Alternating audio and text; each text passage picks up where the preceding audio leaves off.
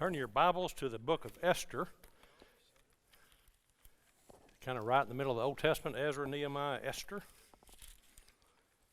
You know, talking about COVID, I don't know if you look at the Oklahoma State Health Department website, every day they update the statistics for Oklahoma.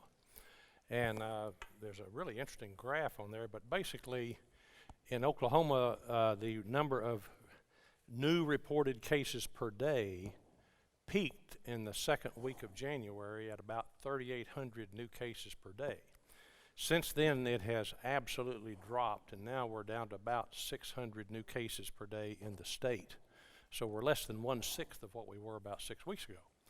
Our local hospital topped out the highest day they had of COVID patients in the hospital, not ER visits, but we're talking about being treated in the hospital, was the second week of January, and it was 48.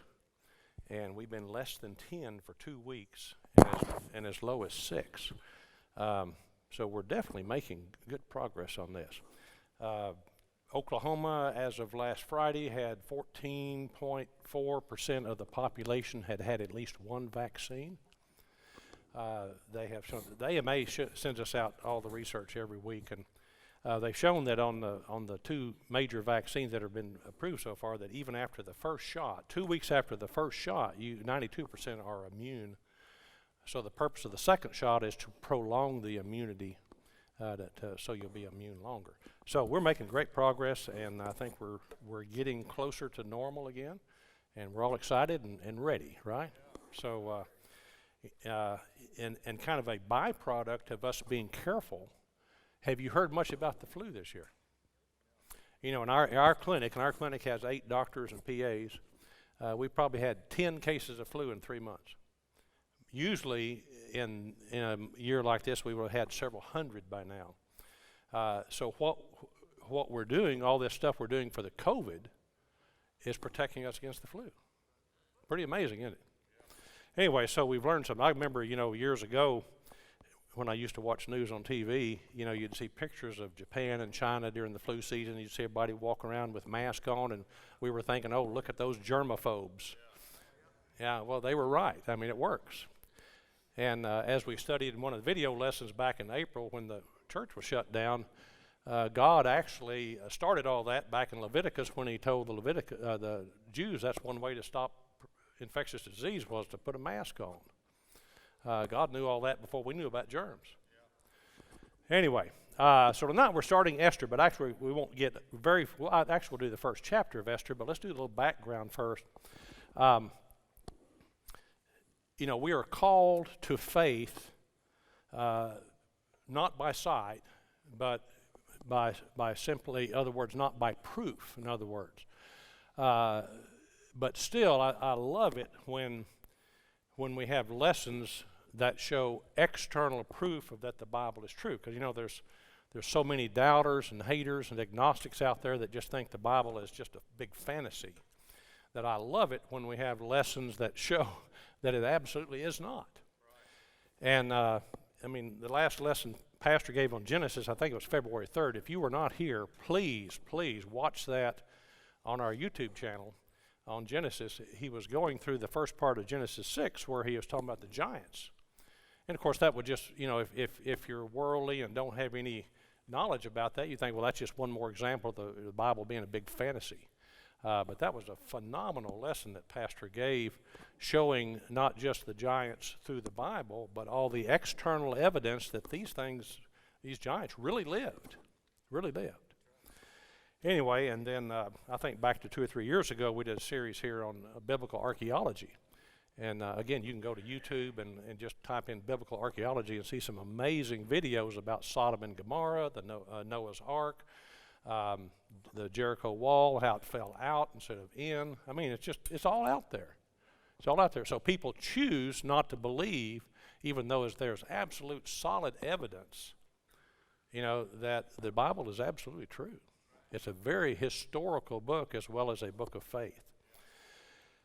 Anyway, so we just finished the book of Ezra. In the older manuscripts, Ezra and Nehemiah, both written by Ezra, were one book. And so as time went on, they were separated into two books. So we'll just do a really quick review to kind of bring you up, kind of show you how Esther fits into all this, okay? So we're kind of trying to chronologically work all this stuff together. Pastor's working on Genesis on alternate Wednesdays about the beginning of the Old Testament history. And so what I'm working on is kind of the end here, okay? So as Ezra began, there was 50,000 Jews that returned to Judea after the 70-year captivity in Babylon and then Persia. And King Cyrus, who was a Persian king, Persia was the great empire then, actually gave them the commission to go back and rebuild that temple. And as we studied, the historian Josephus told us that Daniel, who apparently was a very older man then, but still a advisor to the Babylonian Persian kings, told Cyrus about all the prophecies that named him as the person who would deliver them back to their country. That's just another example of an external evidence. Josephus was not inspired, but he's a historian, and he told us that happened.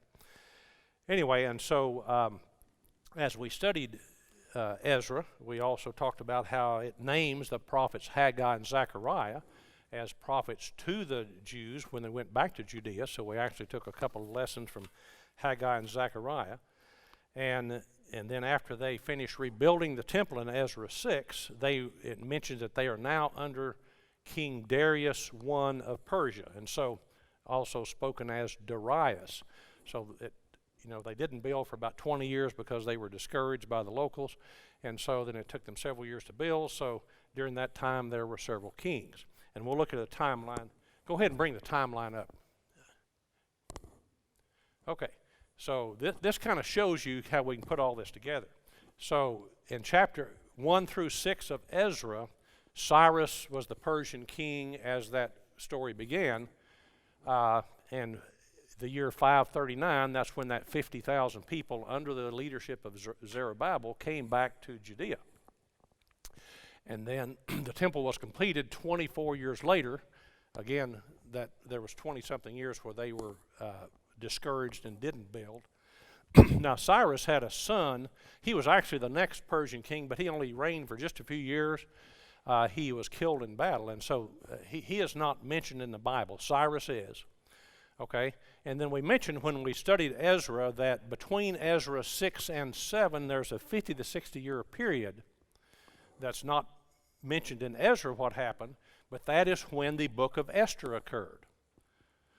And so, Esther was under the king Xerxes. If you look at Esther 1:1, it says Ahasuerus. That's the Jewish name for Xerxes. And then during that time, 480, they began the second war with Greece, and we'll get to more of that later in the story, and the Esther story. And then you have Ezra 7 through 10, and that mentions Artaxerxes is now the Cyrus king, now the Persian king.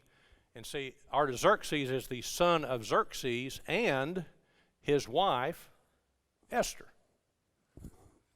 And so you remember how we talked about how Artaxerxes was very liberal with Ezra when he came and asked for all this gold and silver and things, and the hand of God moved him, but I think the hand of his wife moved him also.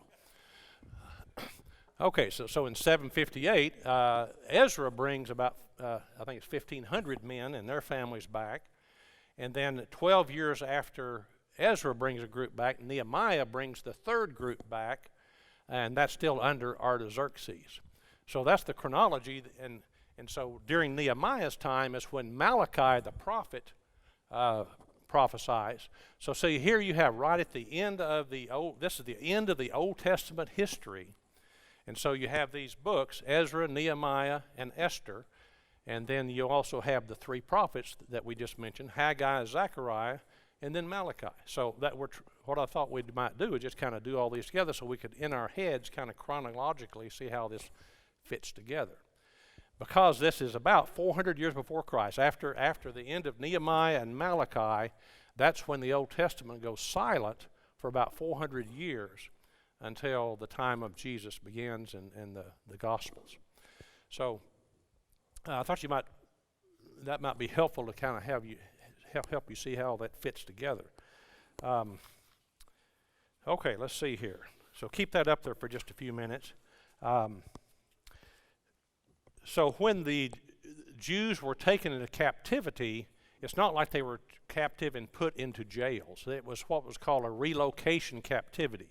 What the Babylonian king, what Nebuchadnezzar did, was he would go and he expanded this Babylonian empire by conquering other lands, and he wanted to, I guess it'd be like a man with cattle wanting to improve his herd.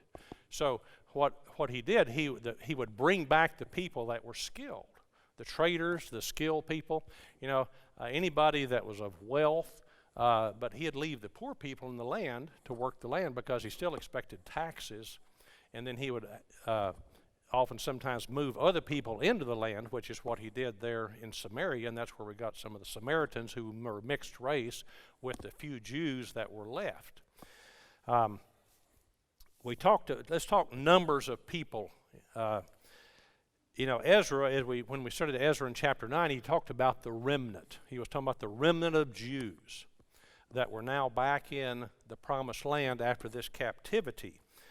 We said that Zerubbabel brings back 50,000 men plus their families in Ezra 1, and then in Ezra 7, Ezra led 1,500 men and their families back, and Ezra refers to this group as the remnant. Well, that's not a very large number of people compared to what was under Kings Saul, David, and Solomon, what was called the United Kingdom. The only census that we have to know how many that was in 2 Samuel 2:24. God had actually told King David not to take a census, but he did, and God was not happy with him for that. But in that census, David wanted to count his fighting men so he'd now know how strong an army he had. And in that census, David had counted 1.3 million Jewish men who could fight in battle. So that does not count the women, the children, the older people that could not fight in battle. So we don't really know how many Jews there were back in the time of the United Kingdom at the height of the power of David and Solomon, but if there's 1.3 million men that could fight in battle, there had to be 3, 4, 5 million total.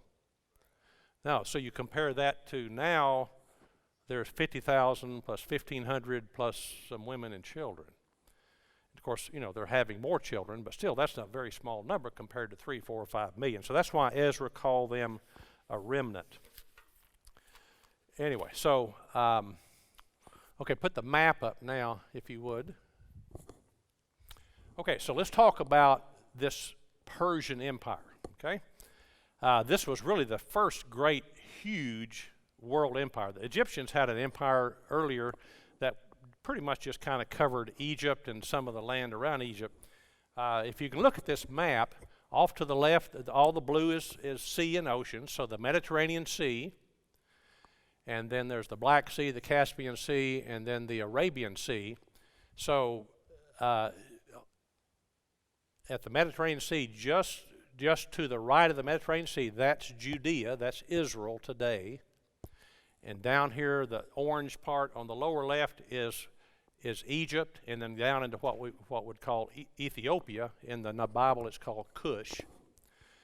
And then you go to the upper left part that's orange. That's today's Turkey. And then the farthest part to the left, upper, is kind of the upper part of Greece. Then you come across to the middle, and you can't really see it, but if right where the Persian Gulf is, those two, Tigris and Euphrates River, that's where Babylon was. That's modern-day Iraq. And then to the right of that is Iran and Afghanistan, and then over into you see India there, so almost to India there. So that's how big the Persian Empire was at its height. 127 provinces, absolutely huge. And so I can't really see it on there, but Susa, which is where Esther starts, Babylon was the capital of the Babylonian Empire, and then when the Persians conquered them, which was during the captivity of the Israelites, they made the capital of Persia to be Susa, S-U-S-A, and that's 150 miles east of Babylon in what is now Iran. Okay, so we said this is a relocation captivity. So they would bring the people that could help their kingdom and improve their stock, so to improve their capital. And so these people, built houses. They had businesses. And we know as we studied Ezra that Ezra did his very best. We think he was born actually in Babylon, but he was a very committed priest and teacher.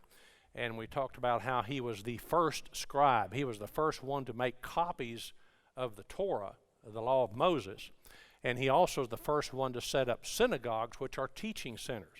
So what he was trying to do was, while they were in captivity, was keep the faith. Because here they are in a foreign country, where it's a very pagan country. All the pagan countries back then had multiple gods, polytheistic they call it. And so he's doing his very best, and yet the people are living in a land of peace and prosperity. If you think back to when they were in Judea, I was thinking about this the other day. You think about the history of Israel. It is totally a history of war. And you know why that is, don't you? Because the enemy, Satan, wanted to kill off the line that would go to Christ. And so Israel was never at peace. And so now you have these Jews who've been taken into a relocation captivity, and they live in Babylon, and they're experiencing peace and prosperity for the first time in their lives. And it's nice to not have to worry about people coming to raid on you all the time and make war with you all the time. So they're kind of enjoying that. And see Cyrus, when he made his declaration in Ezra 1 for people to go back, he said anybody that wants to go can go back. So here we have probably hundreds of thousands, maybe over 1 million Jews, and 50,000 choose to go back. And then the same thing was said by Artaxerxes in Ezra 7, when Ezra led a group back, 1,500 went. Anyone that wants to go back can go back. You see, most of them didn't, because they had found peace and prosperity, and they were comfortable. They were now comfortable. One of the commentators I read said,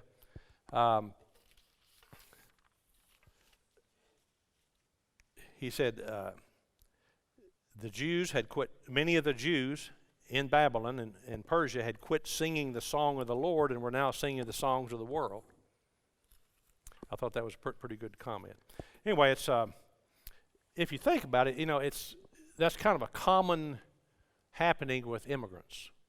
We don't have a lot of immigrants in Stevens County. Certainly we have some folks that have come up from Mexico and Central America, who do their best to keep their native culture and their native language and, trying to keep their uniqueness. And yet, as generations come and go, it's harder and harder and harder to keep that, because you kind of meld into the culture that you're now living in. And so the Jews were in captivity for 70 years, and so and some of them even longer now. So it's just they've got several generations, so it's hard to be unique. I was going to tell you about a little experience. Kathy and I had this I really can recommend this, because it's kind of a example of this immigrants trying to retain their culture. In Oklahoma City, every year in the fall, and maybe some of you have been to this, there's a Greek festival. It's at the St. George Orthodox Church, which is just near Quail Springs Mall. I don't know, several years ago I saw this and I thought, let's go to that. So Kathy and I went on a Saturday. They do this one weekend every fall. And, it's a small admission fee, but, all these Greeks who immigrated here through the years, and they go to the Greek Orthodox Church. They have Greek food, Greek clothing, Greek costumes, Greek dancing. You can learn about the Orthodox Church. I remember getting a book about the Orthodox Church because I didn't really understand the history of the Orthodox Church till I read that book. But, these are folks that are trying to hold on to their culture and their faith in spite of living in America. And they have to struggle. They have to try hard to do that because it's so easy to become part of the melting pot of everyone else. Okay, so we're going to kind of look at the Book of Esther now. Many people think it's one of the greatest stories in the Bible, yet at the same time, there's no mention of God. Now, we're talking about a book that's several chapters long. There's not one mention of God. There's not a mention of prayer. There's not a mention of faith. There's not a mention of heaven or hell. So you have to ask yourself, is this just a story? Does this mean that God is not really on the scene? And I think what you'll see as we go through this amazing little book is that it's actually a story of the providence of God. It's a story of the faithfulness of God, even when his people, a lot of them are being unfaithful there in Persia.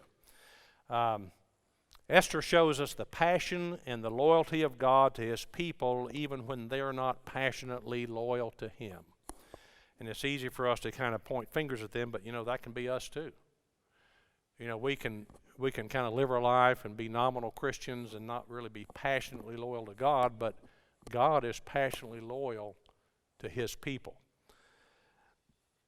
A good word picture I came across, we talked about in Ezra the word picture of the hand of God that actually, Ezra actually mentioned the hand of God, I think 6 times in 2 chapters, how behind the scenes the hand of God was moving, not just him, but also the Persian kings. I came across a word picture for the Book of Esther, and it said God is like, in Esther, it's kind of like God is the rudder on a big ship. So the big ship is the story of Esther. God is the rudder down here under the water. So you don't see the rudder, you don't talk about the rudder, but the rudder is there, and it's guiding the ship where it needs to go. Isn't that a great example of a word picture? So that's the way God can be in our lives. At times where you're not thinking about it, you're not talking about it, but he still is loyal to you and wants you to be loyal to him. And so he can be the rudder of your life if you let him and yield to him, so that in an unseen force, things kind of work together for good. As we've talked about, I think last time Pastor preached, he talked about, all things work together for good. Romans 8:28, one of the great verses in the Bible. Not everything necessarily is good, but it can work together for good if you let God be that rudder of your life. Anyway, so we begin the story of Esther. It's in the city of Susa, the powerful nation of Persia. Let's read verse 1 of chapter 1. Now in the days of Ahasuerus, now that's Xerxes, who reigned from India to Ethiopia over 127 provinces.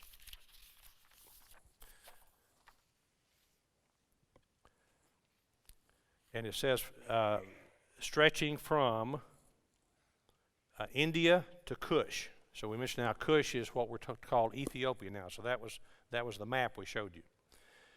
We know that this Xerxes, he reigned from the years 486. The BC, the before Christ years are backwards. So that because they're moving towards Christ. So he reigned in 486 to about 465. So about 21 years.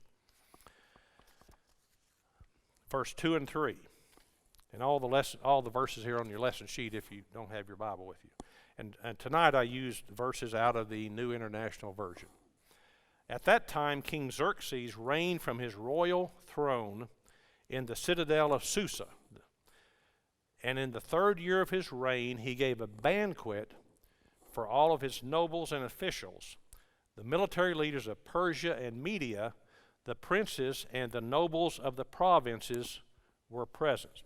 Okay, this is where, we're getting far enough in ancient history to where there is a whole lot of historians that we know about, that we read about, and so we know from external history what's going on in this verse. So let me kind of review it with you. So Xerxes, his father was Darius I, the king in Ezra chapter 6. Now we're between 6 and 7 during that 50 to 60 year period. Well, his father, Darius I, led the first war against the Greeks. So we showed you on the map where on the far upper left, you know, the Persians had kind of taken over what we call Turkey today and kind of moved into some provinces in the north part of Greece. But the rest of Greece at this point in history is a bunch of what we call city-states. It's not a country, it's not the country of Greece. It's a bunch of city-states, but so each one of them was independent, but they also knew this 800-pound gorilla called Persia wanted to add them to the empire. And of course that would give Persia a great foothold into Europe where Persia could move into Europe from there. And so Darius, the father of Xerxes in 492, so this is 6 years before Xerxes becomes king in Ezra, and he led the first war against the Greeks, so it was the first Persian-Greco war in 492, and he lost. They beat him back. He only took about 26 or 28,000 soldiers, and so we'll learn in a minute how Xerxes learned from that lesson. So they beat him back, and so he didn't try any more wars while he was king, and then his son Xerxes became the next king. And so in our lesson here, as Esther starts, this is in the 3rd year of the reign of Xerxes. What world history tells us is in the 3rd year of the reign of Xerxes, Xerxes starts marshaling forces to build a huge army and navy to again go against the Greeks. And so that's what he's doing here in Esther verse 1 through 3. So he's bringing all of his military leaders from all over his kingdom to discuss his plans and to raise his huge army. So if he could defeat Greece, he could take over Greece, and then also he could move his empire into Europe. Now, we're talking about the ruler of the known world, the biggest empire to date in the history of the world. Unimaginable wealth. We talked back in when his son Artaxerxes, you know, Ezra came to him and said, we want to take some people back, and we just kind of let you in on the fact that Artaxerxes' wife was Esther. And so, Xerxes' wife was Esther, so Artaxerxes was the son of Esther. So Ezra comes, and if you remember, Ezra asked for and receives in today's dollars, $270 million worth of gold and silver to take to Israel to furnish the temple, to basically pay for sacrifices for years and years. It's kind of like an endowment, but also to help the people because they're in a bad way financially. Well, it's not like he gave away the kingdom. Okay, this is 400, we're talking about 480 BC now. Fast forward about 150 years. Alexander the Great, this is when the Greeks finally beat the Persians 150 years later. Now, the Persian Empire had been kind of going down and the Greek Empire coming up, but this is what world historians tell us about how much wealth was in Susa 150 years later. Historian Plutarch wrote that when Alexander the Great defeated Susa, Alexander the Great had to have 10,000 pairs of mules or donkeys pulling carts and 5,000 camels to haul away the gold and silver from Susa. Another historian, Diodorus, says the treasures of Susa had 40,000 talents of silver and 9,000 talents of gold. If you add that up, a talent's about 75 pounds, and you add that up by ounces of what they're worth today, that is somewhere between 20 and 30 billion dollars, and that's after the Persian Empire had already gone down significantly. So we're talking about an incredibly wealthy kingdom, but obviously it's not democratic, it's under a king, so he controls all of this wealth. So here we have this in Esther verse 2 and 3, he's bringing all these leaders together, and he's having a great banquet, and he's wanting to show them his wealth, but also show them that, you know, we're going to build a huge army, and we're going to defeat these snotty-nosed Greeks that are pestering us, you know. These guys are kind of nipping at our heels. Now, this is not a dinner at the Simmons Center. This is not a White House dinner. Ancient historians tell us that the Persian kings often regularly fed 15,000 nobles daily. And it's kind of like the queen says to the king, who's coming to dinner tonight? And the king says, 15,000, my closest Facebook friends, you know? Like he could really know all those people. But I mean, that's just the unimaginable wealth of this kingdom that had conquered so many foreign lands. Ancient history tells us that another Persian king one time had a 10-day feast for 69,000 guests to celebrate the completion of him building his palace. So anyway, this banquet that we're reading about in Esther verse 2, that history tells us is the gathering of forces to go against Persia for a second time, is a big deal. It's kind of like a giant pep rally. Okay, verse 4. For a full 180 days, he displayed the vast wealth of his kingdom and the splendor and glory of his majesty. Think back to, I can remember back in the Cold War days, Russia and the United States, and I can remember seeing on TV, you'd see newsreels from Russia, and they would have parades of all their armaments, and they would have the people come and see the armies go by, and the tanks go by, and the missiles go by. And so this is kind of what Xerxes is doing here. For 6 months, he's kind of parading his military strength among the provinces, and it's kind of like, come join this conquering army. Kind of they're recruiting people and probably forcing people, since they were a dictatorship, to get in the army, to not just be soldiers, but also to be in the Navy. He had about 1,200 ships. Now, obviously, they had sails, but also sometimes the wind doesn't blow, so you may have seen pictures, and I forgot to get a picture of one of these, but these ancient ships had hundreds of oarsmen, and then they also each carried hundreds of warriors.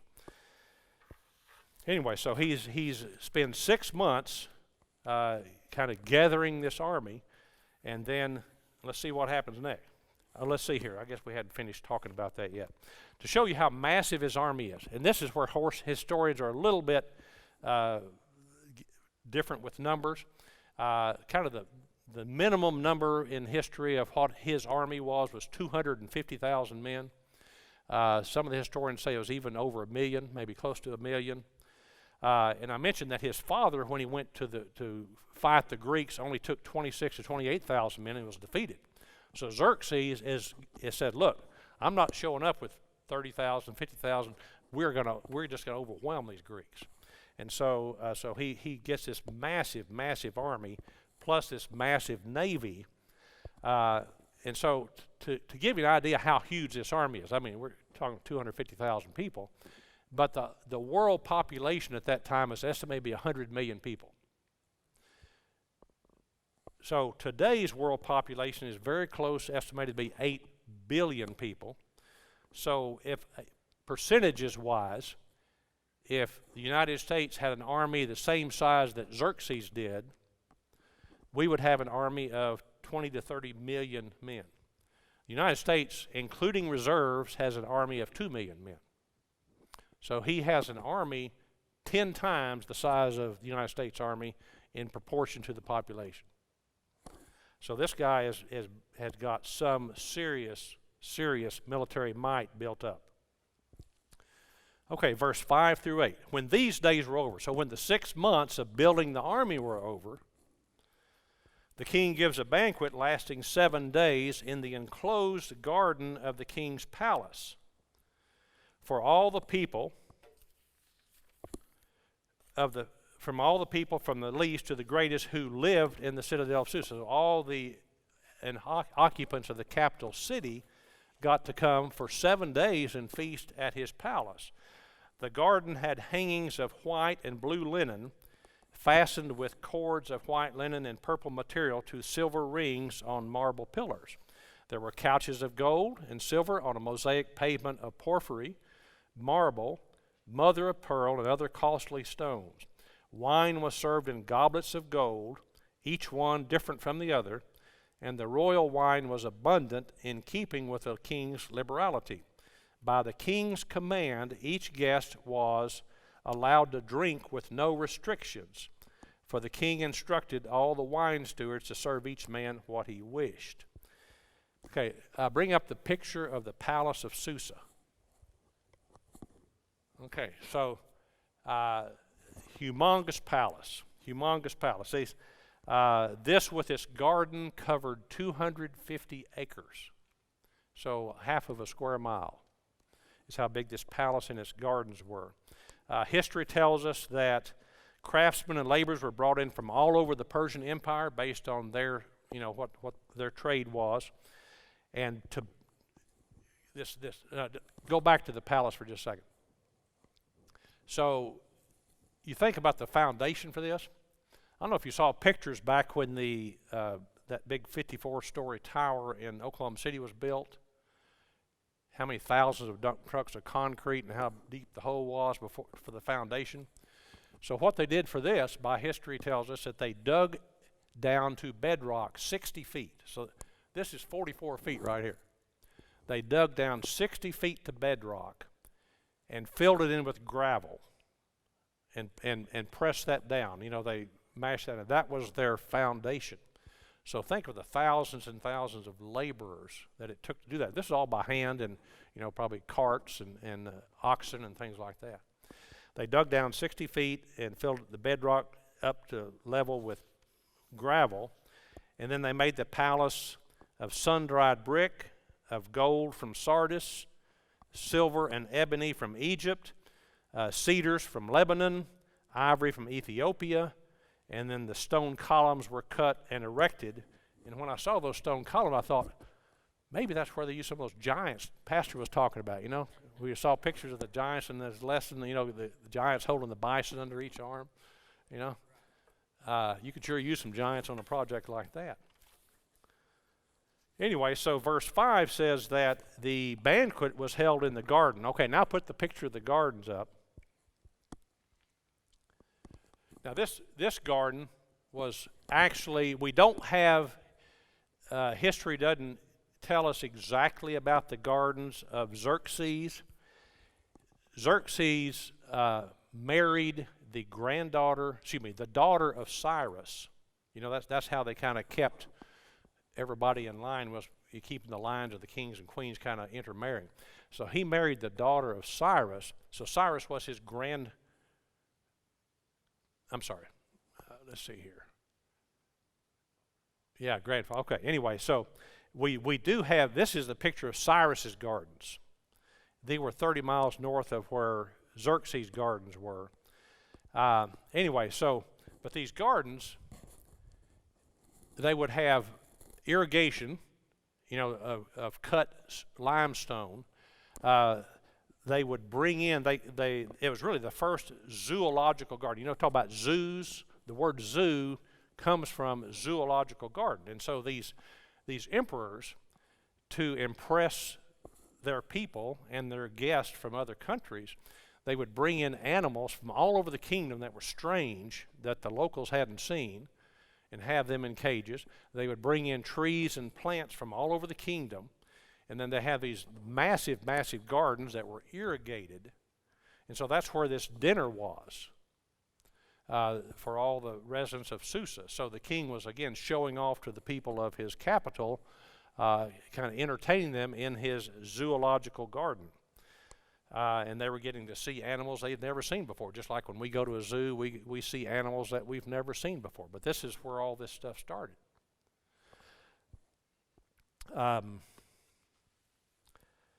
These were walled gardens. There was a wall around it. And so the Persian word for the king's garden was paradisia. I think I've got that on your lesson sheet.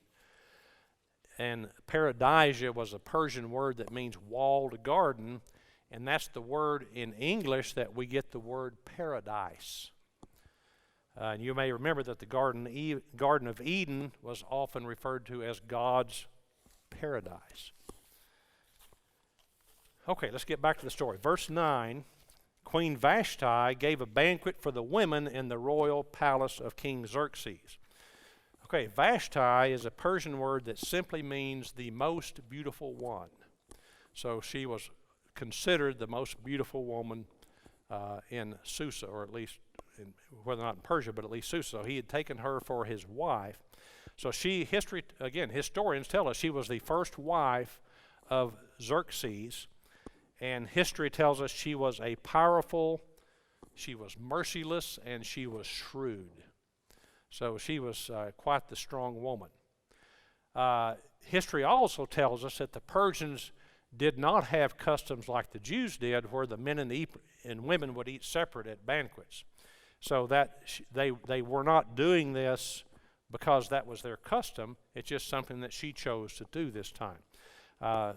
Persians had banquets where the men and women would dine together, but obviously they also had banquets where they would dine separately.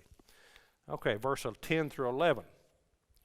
So on the 7th day, when King Xerxes was in high spirits from wine, he commanded the 7 eunuchs who served him. I'm not going to name all of them. I can name Mim who can. Anyway, to bring before him Queen Vashti wearing her royal crown, in order to display her beauty to the people and the nobles, for she was lovely to look at. So a lot of our history of Persia actually comes from Greek historians. You know, Greece was coming up in the world at that point in time. And so they give us a lot of our history of Persian culture. And at the same time, because the Persians were their enemies, you kind of have to take what they say with a grain of salt. You know, it's kind of like what we would say about, say, the Russians or, you know, some other enemy. You don't always say the most kind things about your enemies. Anyway, but both Herodotus and Strabo both say that the Persians believed that important matters should always be decided when one was drunk. And then when they sobered up later, they would confirm the decision. So what they say is, the thinking is that when you are drunk, you lose your inhibitions, and so you're liable to make more bold decisions. Okay? It's kind of like, you know, you watch an old Western, you know, and one guy, you know, says, let's go out in the street and let's have a duel, or, you know, so you can draw the fastest. And so one guy's kind of nervous, so he goes up to the bar and he asks the bartender for a shot glass. He wants a shot of courage. In other words, he wants to kind of lessen his inhibitions so he'll be able to go out there and do this. And so the idea is that when you're drunk with wine, you lose your inhibitions, which we know. You know, people do stuff when they're drunk they wouldn't dare do when they're sober. Anyway, so these historians also said that if a Persian leader made a decision when he was sober, he would then get drunk to reconsider the decision. So now, whether, you know, again, this is their enemies talking about them. So, but certainly it seems like that Xerxes here was drunk when he made the decision to call Vashti to come show off her beauty. He talks about his 7 eunuchs that served him. Well, you know, we also know that in all these ancient kingdoms, that the queen was served by eunuchs. Now, eunuchs are castrated males, so that way the king didn't have to worry about any of them making a move on the queen.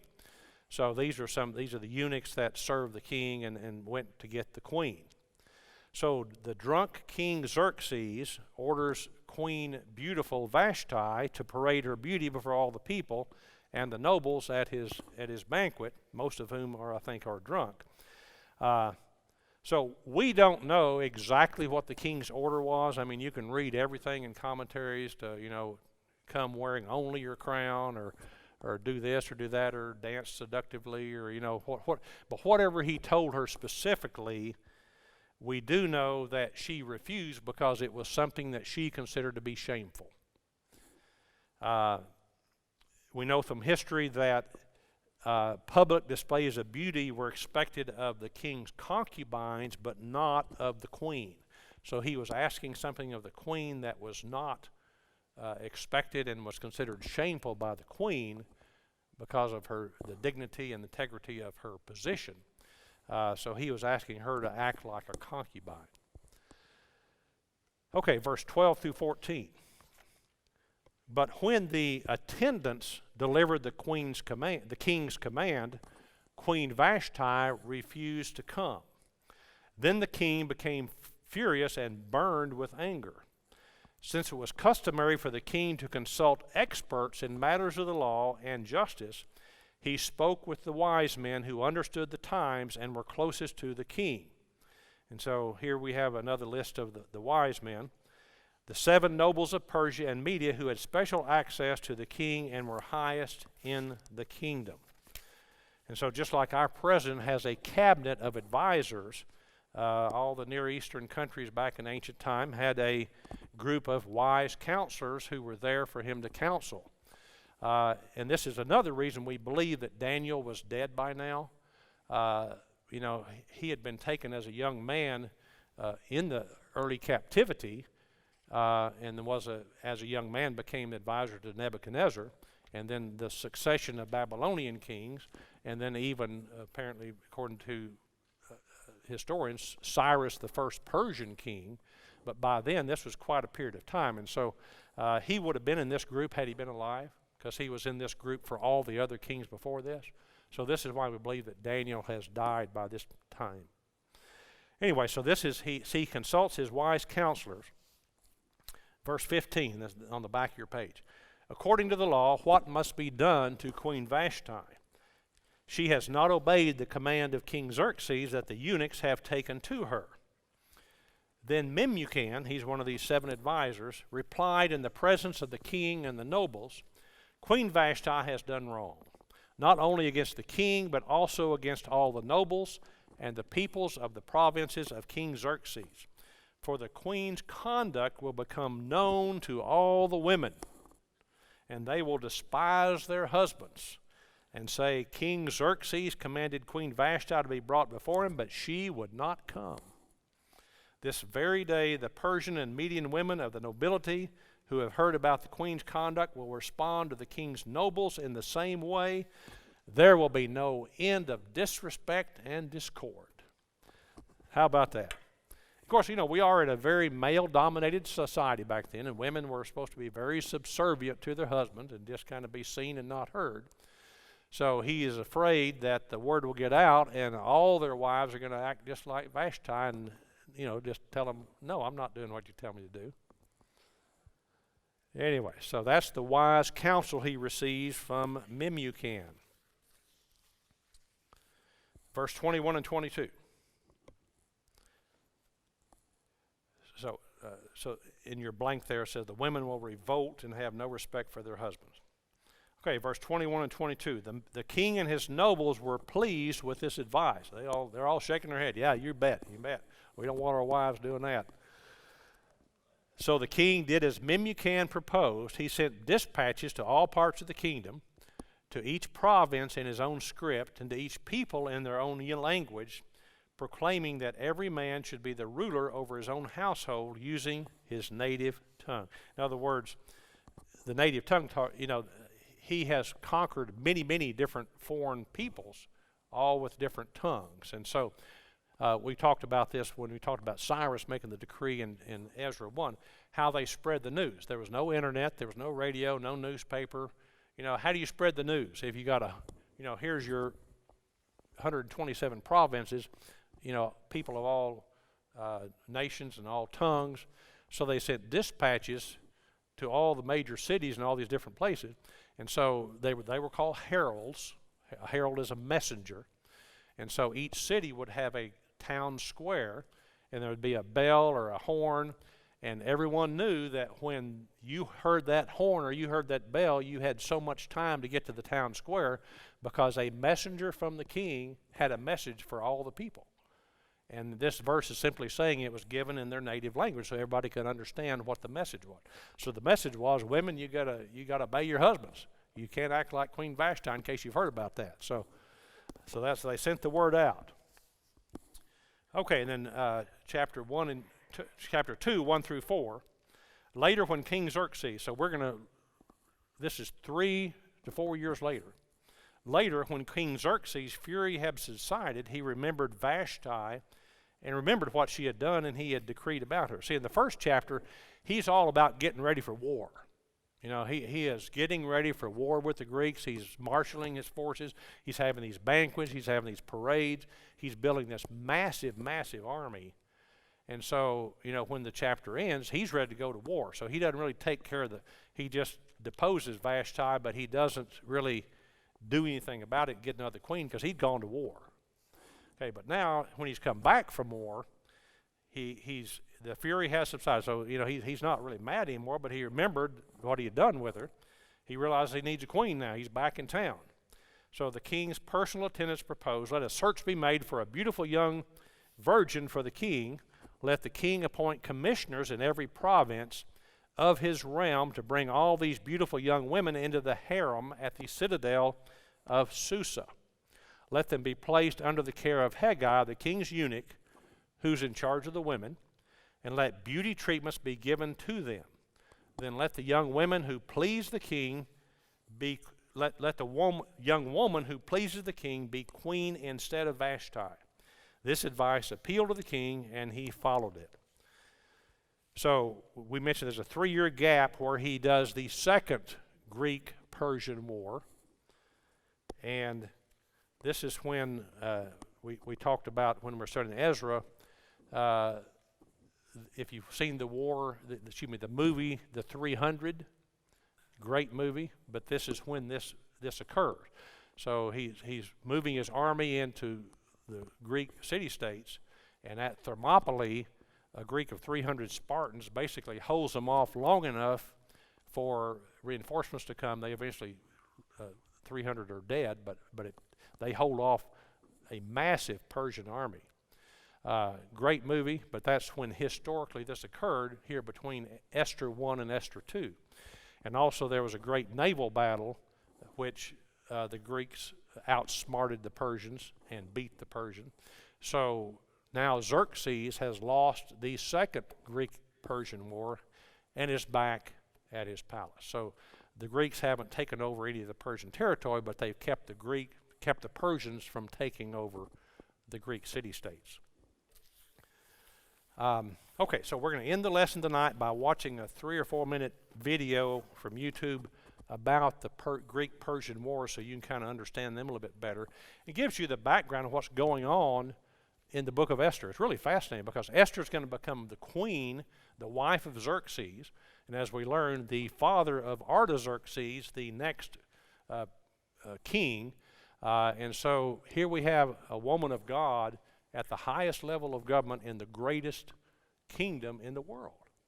And this is what's going on right before she becomes queen. So let's go ahead and roll that video.